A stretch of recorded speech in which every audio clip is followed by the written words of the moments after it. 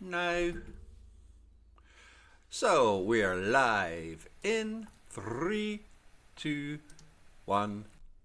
Greetings and welcome to Beatles Stuffology, where two old friends sit around and talk BS, Beatles stuff, on a track-by-track basis, pretty much for the sake of it. My name is McQuarrie, and I'm here with my co-host Andrew Deacon. Say hi, Andrew. Hey baby, how you doing? I'm doing all right, sweet cheeks. How are you doing? Yeah, good. The sun is out, the sky is blue, it's beautiful, and so are you. Thank you. You're too kind. But it's going to be a while before we get to discuss that. It is, I know. We're approaching Valentine's Day, so, hey, listener, guess what? You might get to hear this on the day it's recorded, assuming we don't talk over each other a lot, and JG has to do lots of editing. So it'll be interesting. So it's currently in the UK, 20 minutes past 1 in the afternoon on the 10th of February. Let's see how quickly he can get this episode out. Yeah, that's my challenge for the day. I've just moved house, so it's been a while since we've talked to each other. I've moved back to my beloved Glasgow, and unfortunately that's meant we haven't had much time to record. So this is the day we would normally get stuff out. Let's see if we make it. We are going to be discussing Everybody's Trying to Be My Baby this week. So we are finally bringing Beatles For Sale to its conclusion. What do you think of this one? Well, I'm just thinking that I'm honey from the tree, and I'm just going to pull myself down and call it me. I mean, I love all of that. I do like this song, and I think when I don't listen to it for a while, I forget just how good and funny it is as a song. But I'm talking about the song there rather than the recorded Beatles version, which is a different kettle of fish entirely. Because I think you can talk about the song, you can talk about the song as it was played in the Beatles live set, and you can talk about the recording that ends up on Beatles For Sale, and you can say substantially different things about each of them. So there's a little tease. What about you, JG? I like not love it. I want to make a joke about this album sort of having a sort of farting its way to a conclusion, but it's not really fair. I did end up liking this song much more than I was expecting to, kind of going into it. I wasn't dreading it exactly. It's no Mr. Moonlight, but at the same time, I found it pretty hard to get that excited about it. And then I listened to it and went, actually, this is pretty good. I actually kind of like this. There's not an awful lot which is going wrong here. And it's really nice to have a song where we can substantively talk about the live performance. It's been a while since we really had much of an opportunity to do that. And so, yeah, no, I certainly as far as the album version is concerned, it's far from flawless, as we will discuss. But it was better than I was expecting. So should we start with the song itself, yes, and then maybe move on to the recording, and then maybe move on to the live elements? That sounds like a good plan to me. Okay, so obviously we need to talk about Carl Perkins, or do we? Well, it is quite interesting to consider the fact that obviously Perkins recorded this. Back in his heyday, as it were, of success, not that long after the success of Blue Suede Shoes, which is really his only substantial chart hit outside of the country charts. But of course there is also this version of it by Rex Griffin from 1936, which is a whole load of fun. And if you like your country music with yodeling in, it is worth a listen, because it's a blast. I can't really, with my old man's ears, make out exactly what he's singing in the verses, and the verses are different to the Perkins version. So if Perkins had heard this and had written his own version of, he has done a lot of work on the verses, but the chorus is pretty much the same. But then why would you change it when it's actually a fun chorus? And you're not going to muck about with the words, because it's nice and simple. Everybody's trying to be my baby. Everybody's trying to be my baby. Everybody's trying to be my baby now. And I like you get that that sort of closure on the end of the line. Slightly different in terms of the words on the Rex Griffin version, but the tune is identical. And I wonder if that's almost a sign of that kind of, I'm going to use that word, that nascent music scene that goes just beyond publishing, but also then into recording, where the rules are still being set down. That copyright is a loose thing. Perhaps you're not even certain who's heard what, or maybe you take your inspirations and you then turn it into something of your own. So I don't know the ins and outs of the story, but I would highly recommend that people go and listen to Rex Griffin's version because it is a whole load of fun. But then the Perkins version is a lot of fun, and there is a sense of humour that's contained in this. And, you do wonder a bit about Carl Perkins and that overnight success, because he is one of those people, first major release, massive hit, goes from being, country boy. In fact, he says himself, when you're a country boy just a month from the plough and suddenly you're a star with money in your pockets, cars, women, big cities, crowds, the change is just too fast. You're the same person inside, but you're a star outside, so you don't know how to act. You're embarrassed about the way you talk, the way you eat, the way you look. And as we've said in a previous episode, he's not necessarily the most attractive of the singers from that era. So he must have found the whole thing hilarious, and I think that comes across in terms of the verses that he writes. But it is a fun song. It is a fun song, and it's pleasing because although it has elements of self-deprecation in it, it doesn't lean too hard on them. I want to go back to what you were talking about slightly about the Rex Griffin version and the sort of more comedic element, because I do think that works well, and that sort of that codification of songs as they move into publishing and songwriting really is something which becomes much more strongly defined in the 40s and 50s, and that's not just true of the country scene. It's true of a lot of kind of the blues scene as well, where lots of songs, lots of lyrics, lots of chord progressions would simply be swapped left, right, and centre because they were all kind of, I don't want to use the word melting pot, but smorgasbord. I don't know, whatever word you want to choose. It's all in the mix. Let's say it that way. And yeah, things like copyright, things like, oh well, I just took a chorus from here or a line from there. It's still going on in the 60s when the Beatles kick off. It's still very much an element. Lennon and McCartney have been quite upfront about where they lifted inspiration, shall we say, from, to say nothing of, obviously Come Together and that whole story. It's kind of interesting. I kind of want to make a joke about subconscious plagiarism here, but I don't think it was subconscious at all. I think it was extremely conscious. As you say, the melody is pretty much identical, and all the better for it. And the way that those writing credits go, it would be interesting to know from a contemporary setting whether Rex Griffith or the estate thereof would have kind of legitimate claim to it. But the Carl Perkins version is just great. I mean, whatever else it is better than the Rex Griffin version, and that's not to put the Rex Griffin version down. It's just to put the Carl Perkins version up. I do wonder if there's a parallel with what's happening with Beatles For Sale, in that you have massive success, you need to get back in the studio, you don't quite have enough songs, so you pull on your influences, and the Beatles clearly padded out the album with some covers. Perhaps Carl Perkins was, a fan of the song and thought he could put his own spin on it. Saves a bit of time in terms of recording. Right, let's get it done and let's put it out. Although I think there was quite a big period of time between him actually recording it and it being released for various reasons. But it's quite interesting, the sort of the differences, the views that you can have about the song.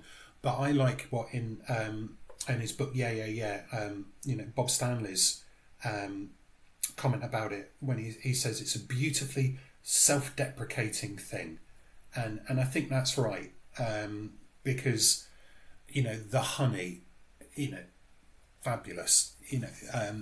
Honey gets used a lot as an allusion in terms of attractiveness and sexuality, and that meaning's probably changed significantly in the last 20, 30 years as well. But I just love the idea that he's describing himself as being honey. Beautiful image, and it's not very often at the minute that we talk about the beautiful images that are created in terms of the lyrics of the time. You could argue that there's an element of misogyny in terms of the fact that women are just throwing themselves at his door. I guess so, but I don't know. I wouldn't lean too hard on that. I mean, the whole point is exactly the quotation you just read out. Like, that's what happened to him. It's not something which is leaning hard on that. And actually having honey as a description of the man in this song rather than the woman in this song it actually kind of plays against that kind of reading. That's not how we would normally have honey used in a sort of contemporary song like that. In fairness, I am just sort of putting it out there, recognizing the fact that it is perfectly possible to take that as a potential reading, but I am choosing not to do so due to the fact that it's a bunch of fun. Hey man, it's fun.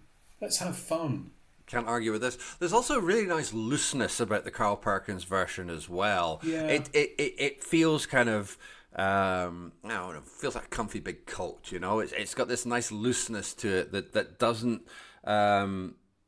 mean it becomes like the self-deprecating element could become a little overbearing. I'm really glad it's George that sings this song and not John, for example, because I think a Lennon vocal in this would lean too hard into the self-deprecation. And whilst George's vocal, which we'll come to, isn't laced with humor, like the Carl Perkins version is really relaxed. Like his tongue is fully in his cheek. He is aware of what he is doing, and the nice looseness around the melody, the looseness of the vocal around the chord changes does give it that very kind of warm, lived-in kind of song that is self-aware without just tipping into too many sort of nods and winks at the microphone. So yeah, it's just such a lovely little version.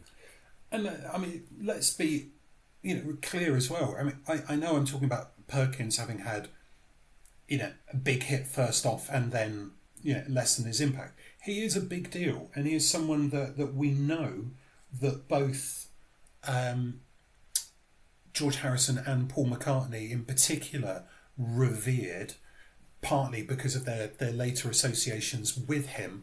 But I think it is significant that George recognised just how big an influence Carl Perkins was on his guitar playing.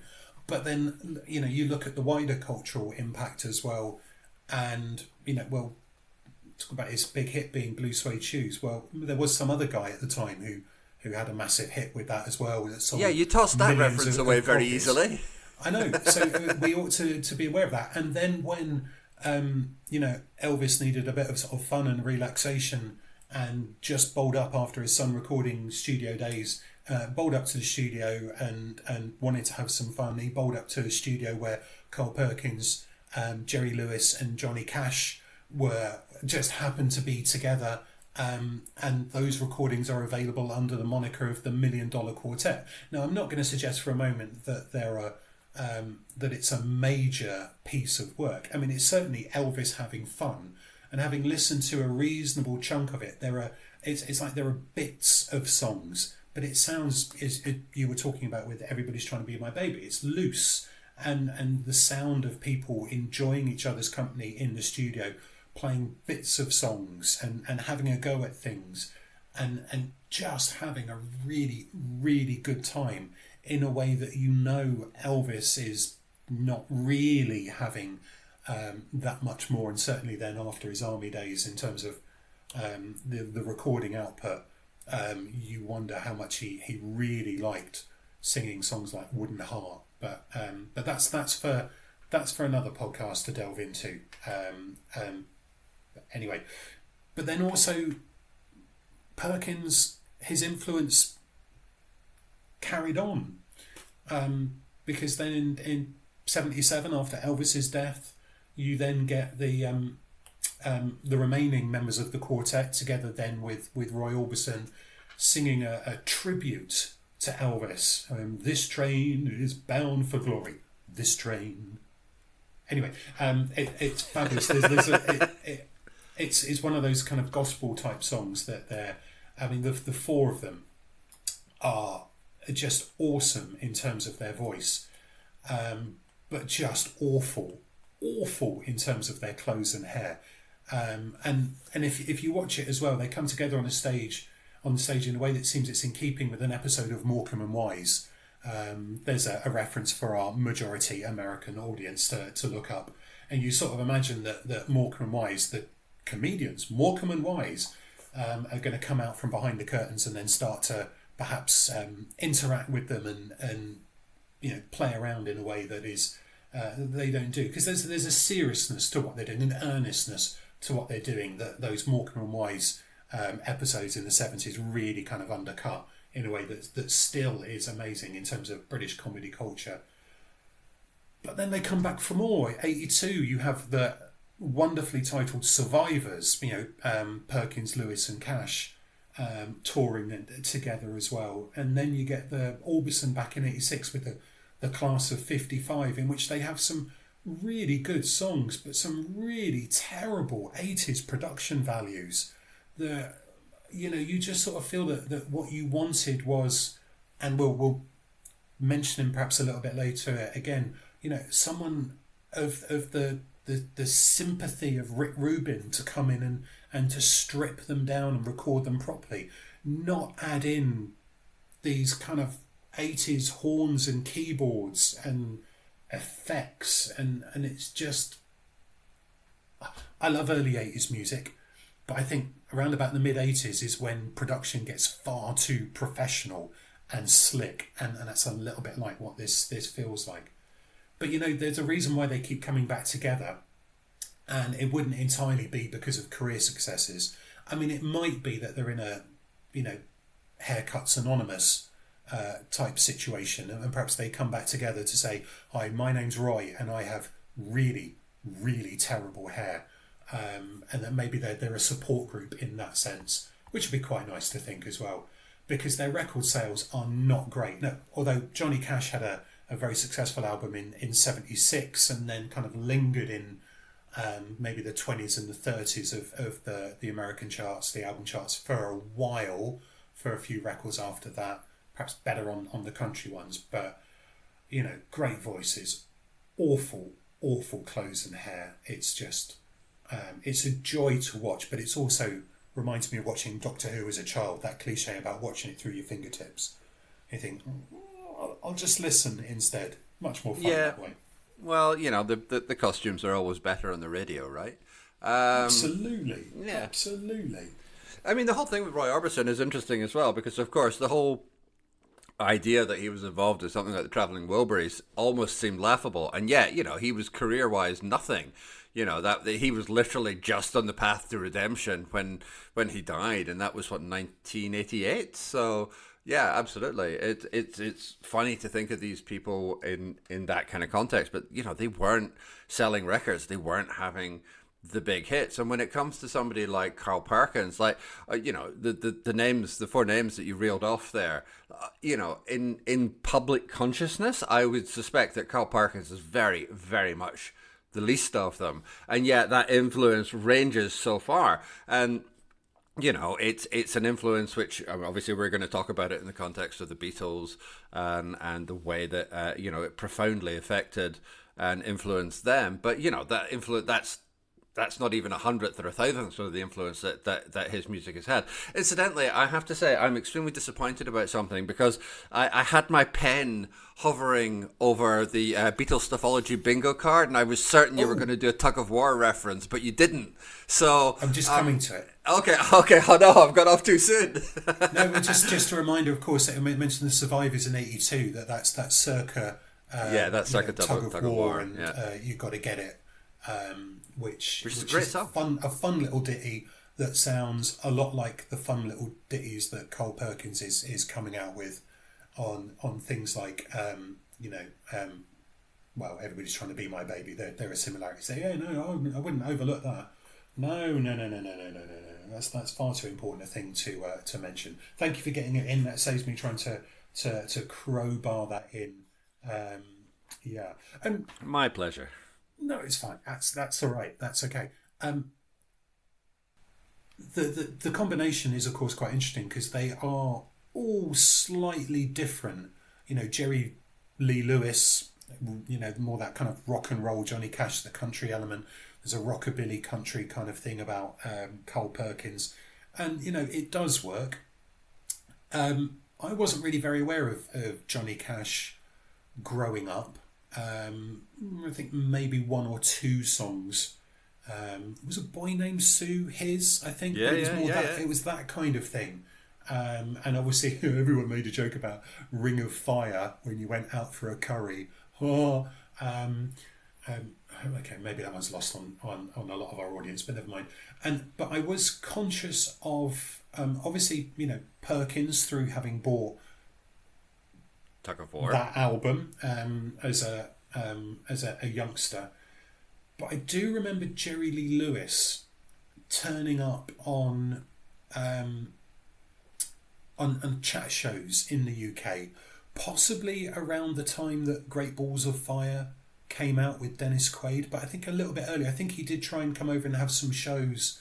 I just seem to remember him turning up on a chat show hosted by someone called Michael Aspel on ITV over here. And I don't think I knew at the time about some of the issues relating to his relationships. Very shall we delicately say. put. Yeah, but yeah, certainly he was a fiery character, and I don't know. I'm sure there are plenty of people who cite him as a major influence. I don't know how much some people would want to get past some of his choices, shall we say. Choices. But Oh, you're dripping in diplomacy this episode. I know. I don't know why. I really don't know why. By the way, worth mentioning. I know you mentioned the travelling Wilburys link. I just got two more things to say about Roy Orbison, even though it's completely unrelated to the episode. It's just useful detail all round. I think if I haven't said it before on this podcast, dear listener, do let me know if I've repeated myself. That actually, in terms of that Roy Orbison comeback in the mid to late 80s, by far the best track that he produced was on the Mystery Girl album, which was an Elvis Costello song called The Comedians, which is just absolutely phenomenal. And it was on the live Black and White night as well. Really, really good. And I love that song. So that's worth looking out. And the other Roy Orbison thing I was going to mention, this will bring us back to the song. You'll like this. I mean, we've talked about the link between the Rex Griffin and the Carl Perkins version. There's also a song called Everybody Wants You by Weldon Rogers. I mean, I could at this stage go into the fact there's also a woman who sings on that song. I'm just going to bring her name up. That's the click you can hear me making. Wanda Faye, and if we were going to sort of extend this even long, then I could make links to New Mexico, which seem to be coming up with increasing frequency because she was born in Roswell, New Mexico, about 100 miles from Clovis. See previous episodes. But the reason for mentioning that version is it is pretty similar. There's really good harmonies between the two of them on there. But Weldon Rogers seems to be slightly more famous as a producer, and the producer of a band in '56 called the Teen Kings. And the Teen Kings included the King of Hair, the Big O himself. Pause, natural break, insert adverts there. Oh no, we don't have adverts. Okay, right, on to the next thing. Excellent. Okay, well, I'm just going to slightly follow that up by saying that even although I'm not necessarily always a fan of his music, I think Roy Orbison's voice is one of the great achievements of Western civilization. I just genuinely think it's so unique and so special. And although, I mean, I like some Roy Orbison songs, of course I do, but I just adore his voice. It's wonderful. Right, let's move to the Oh, Beatles version. I'm just going to do a smash cut. No. I just need to say, because I'm quite conscious about the fact I've been really rude about his hair. If it turns out my knowledge is so poor and that he had a condition or alopecia and something, and therefore that's why he had a particular hair, or bought wigs from a particular store, then I would like to apologise to the estate of Roy Orbison. I'm sure they will take that under advisement and appreciate your kind words and consideration for a condition that may or may not exist. Right. Okay, fine. Let's talk about the Beatles. We have to at some point. That's what we're here for. So, so we've said really nice things about this song. We've said really nice stuff about Carl Perkins and lots of really kind of interesting sort of musical roots and sort of branches and all that kind of stuff. The Beatles version's all right. Yeah. Maybe at this point it's worth sort of drawing on MacDonald, because he is, he basically highlights the fact that they were running out of songs, and they recorded 3 covers in an hour, of which this was the first. And in fact, he even uses the term "knocked out." So. They knocked out 3 covers in the last hour of the Sunday session. He says it's more or less identical to the original, which is fine. False, not joking, quite true, but ending. fine. Well, okay, fair enough. And it says an odd mistake in the introduction where Harrison's voice and Lennon's guitar are 2 beats out of sync. Well, that's interesting, because I find those pauses are really uncomfortable, and I sort of just imagine this picture in my head where George Harrison is like an actor on stage, and he's just kind of shouting line, because it's almost like he's forgotten the words. Like, come on, George, you're meant to be singing here. Come on. It's the pauses. There's 2 massive pauses between "Well, I took some honey" and "From a tree" and "Dressed it up and they call it me," and it just sounds like he's forgotten the words. Well, and it's a measure of just how little effort they were putting in, that it wasn't even. I mean, the song's been going for 10 whole seconds at that point, and they didn't stop and just start it up again. Like, even given them were knocking 3 out in an hour, like, losing 10 seconds. All right, sorry, made a mess of that. Can we go again, George? Lovely, thank you. It wasn't worth it. Nobody was putting in that much effort. And it's kind of a shame in a way, because I think George's guitar licks are really well put together in this song. It's a very, very simple song. It's got 4 chords in it. 2 of them are E and E6. It's very straightforward, very easy to do, but it's got some really effective little flourishes. George has absolutely nailed his Carl Perkins impression in terms of playing at this point, and it does. When I say it builds towards the end, I don't mean that in anything other than they just get a bit more comfortable as the song goes on kind of way. It doesn't build in the sense of drama. It doesn't build in the sense of developing musical ideas or anything like that. They just get better, and by the time it bows out, George has kind of found his feet, only to discover the song's over. But it's it does have its charms. It's not perfect, but it does have its charms. But that false start, it just indicates that sense of, okay, right, just do it. 1 take, apparently. Yeah, you'd never know. It is interesting that they were clearly pushed, and so therefore got this, and then rock and roll music, and I think Words of Love as well, out of the way pretty quickly. It's... Yeah, I mean, that's not the only misstep on here. There's some, what I think is some really ridiculous double tracking. Although I did read somewhere, I can't remember, there was someone who called it the Steed effect. I don't know. Yeah, the big echo thing. Yeah, but it just makes it sound really weird, and a bit thin. It makes his voice sound thin, and his voice already kind of sounds thin. Absolutely. And I think for all the praise that George Martin rightly gets for believing in the Beatles, I think there are still some really odd choices made at production at various points in their career, and Well, firstly, the decision not to record two takes of this is one of them. But secondly, I mean, maybe even the choice of putting it on the album is also one. Yeah, we'll talk about that in a moment. But yeah, that double tracking just, I mean, especially because, let me see if I can put this delicately without upsetting too many of the George Harrison fan club. He's still finding his voice.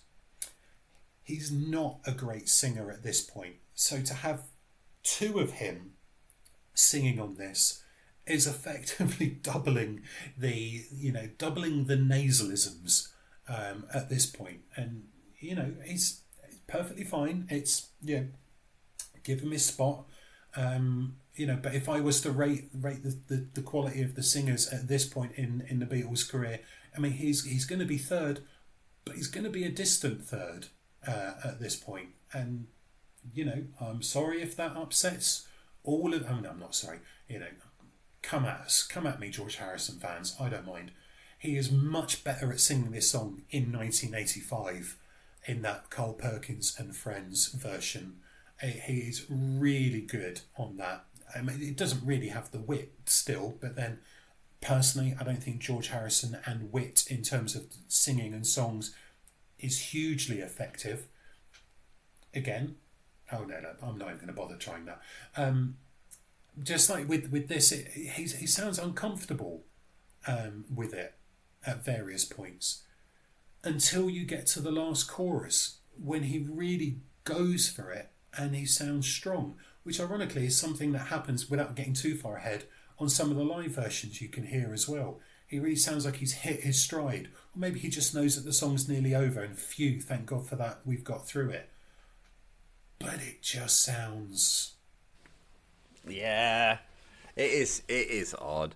I mean, apart from anything else, when it comes to the live versions, they tend to the ones which are there. So Hollywood Bowl, Shea Stadium, are later than this. So he's had time to get used to it. He's had time to perform, and he's had time to have that confidence build. It does lack a slight conviction, and again, going back to the Perkins original, it does have that. It's that looseness, that ability to kind of shake the lyric around a wee bit, not hit everything square on the beat, that gives it its character, that gives it that extra little dimension, and that's what's kind of lacking a little bit in the Beatles version. Again, it's not without its charms. It absolutely isn't. I don't want to sound like I'm being too critical. I started this recording by saying, actually, I was pleasantly surprised by how good it is, and I stand by that. This was much better than I expected it to be. But you can also see how much distance there still is to cover, and that's the kind of thing. It's in that kind of middle ground. It occurs to me, by the way, I should point out, because if our loyal listeners will probably be screaming at their podcast playing device of their choice, the thing that I've picked up on that I didn't like were the pauses at the start of the song, and they'll say, yeah, but aren't you the guy that says that actually silence and pauses in songs are amongst some of the best things that and again, the example that I often use is Kirsty MacColl's pause before she cries out baby in They Don't Know, which is just one of the most thrilling moments certainly in 80s pop. So I should just point out, I am aware of the irony, but a pause is normally a good thing. In this case, it should have been a good thing. It wasn't done right. So there you go. I did not enjoy that silence. Well, there's a difference between a pause and a mistake. I think that might be one of the things that helps to delineate the difference there. We're not talking John Cale type pauses here.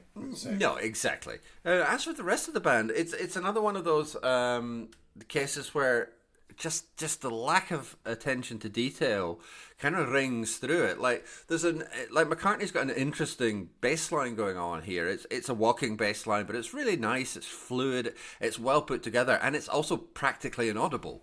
It's really low in the mix. It's really like if you're not paying attention to it, kind of just fades into the background. And again, it's not a normal thing. Like, of course, we know that bass was much less prominent in the early recordings, particularly when he was still playing the Hufner. But it's just not there, and it's just the attention to detail is lacking. It's such a shame because it's good work from him. But it's lost in the detail, and that's a shame.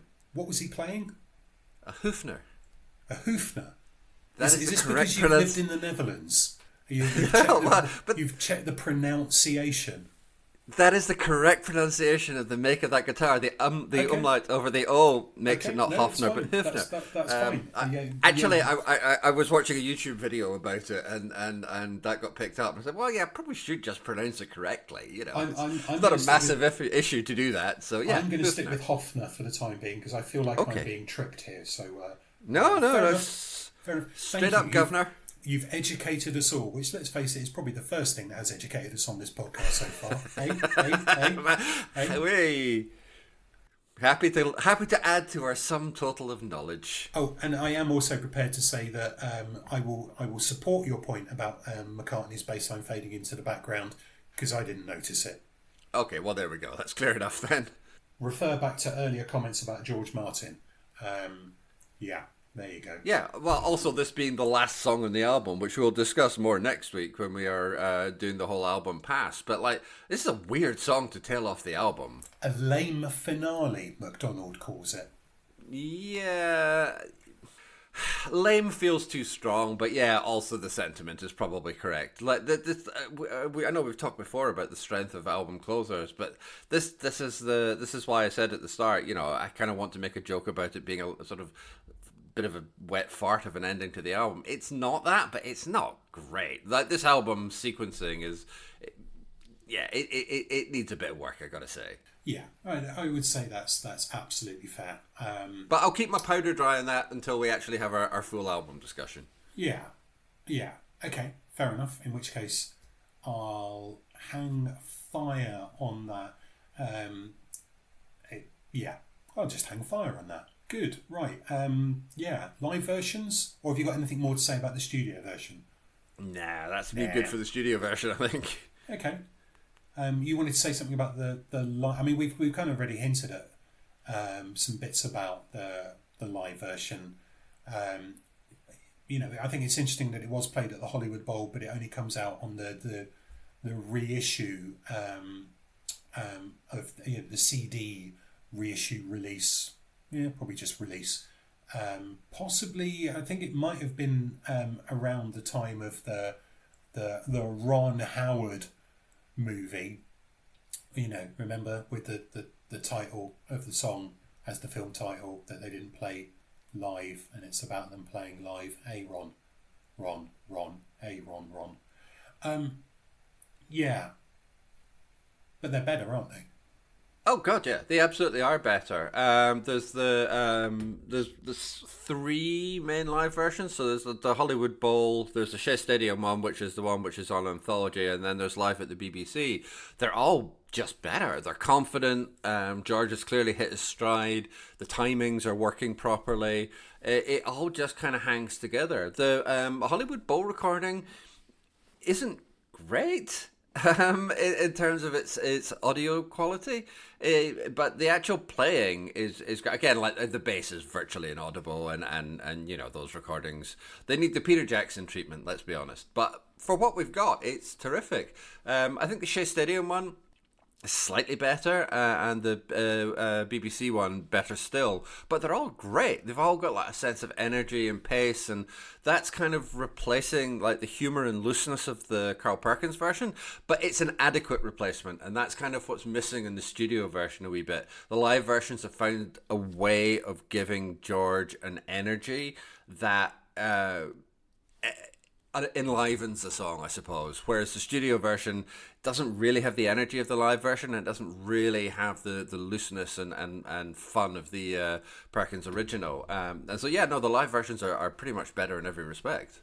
So, two thoughts. One, just before we finish, it's just say the words Peter Jackson to me again, because it reminded me of something that I meant to discuss with you before we started, so we may as well do it on the podcast as well. But the other thought that occurred to me as you said that is, I wonder how much say George got in deciding which songs he would sing. You know, because obviously, you know, he would have his spot, like Ringo would have his spot. And, you know, after the album came out, the song did go back into the live set, a little bit more often.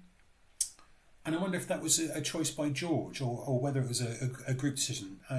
I don't know who made the decisions about what songs they were going to play, because the only time it's ever occurred to me was when we were talking about Kansas City, when of course one of the few times they played it live was when they played in Kansas City, for example, which is obviously a deliberate choice. But whether that's Brian or whether that's the boys, I do not know.